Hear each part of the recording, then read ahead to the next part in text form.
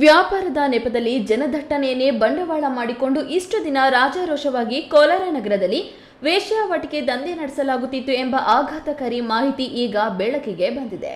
ಕೋಲಾರ ನಗರದ ಹೊರವಲಯದ ಮಾಲೂರು ಮುಖ್ಯ ರಸ್ತೆಯಲ್ಲಿರುವ ಎಪಿಎಂಸಿ ಮಾರುಕಟ್ಟೆ ಬಳಿಯ ಕೋಲಾರ್ ಇನ್ ಲಾಡ್ಜ್ ದಿನದ 24 ಗಂಟೆಯೂ ಜನರಿಂದ ಗಿಜುಗುಡೋ ಈ ಜಾಗದಲ್ಲಿ ಇಷ್ಟು ದಿನ ಸದ್ದಿಲ್ಲದೆ ಆ ಕರಾಳ ದಂಧೆ ನಡೀತಿತ್ತು. ಹೌದು, ಖಚಿತ ಮಾಹಿತಿ ಮೇರೆಗೆ ಕೋಲಾರ ನಗರ ಠಾಣೆ ಪೊಲೀಸರು ಈ ಲಾಡ್ಜ್ ಮೇಲೆ ದಿಢೀರ್ ದಾಳಿ ನಡೆಸಿ ವೇಶ್ಯಾವಾಟಿಕೆ ಜಾಲವನ್ನ ಪತ್ತೆ ಹಚ್ಚಿದ್ದಾರೆ. ಈ ಸಡನ್ ರೈಡ್ ವೇಳೆ ಪೊಲೀಸರು ಒಟ್ಟು 7 ಜನರನ್ನ ವಶಕ್ಕೆ ಪಡೆದಿದ್ದಾರೆ. ಇವರಲ್ಲಿ 4 ಮಹಿಳೆಯರಿದ್ದು 3 ಪುರುಷರಿದ್ದಾರೆ.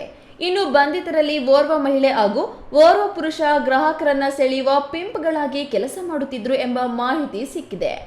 ವಿಶೇಷ ಅಂದ್ರೆ ಈ ದಂಧೆಯ ಜಾಲ ಲಾಡ್ಜ್ ನಡೆಸುತ್ತಿದ್ದವರಿಗೆ ತಲುಪಿದೆ. ಈ ಕೋಲಾರ್ ಇನ್ ಲಾಡ್ಜ್ ಅನ್ನ ಲೀಸ್ಗೆ ಪಡೆದುಕೊಂಡು ಮುನ್ನಡೆಸುತ್ತಿದ್ದ ನಾಗರಾಜ್ ಎಂಬಾತನೇ ಈ ದಂಧೆಯ ಮುಖ್ಯ ಸೂತ್ರಧಾರಿಯಾಗಿದ್ದು ಆತನನ್ನು ಸಹ ಪೊಲೀಸರು ಲಾಕಪ್ಗೆ ತಳ್ಳಿದ್ದಾರೆ.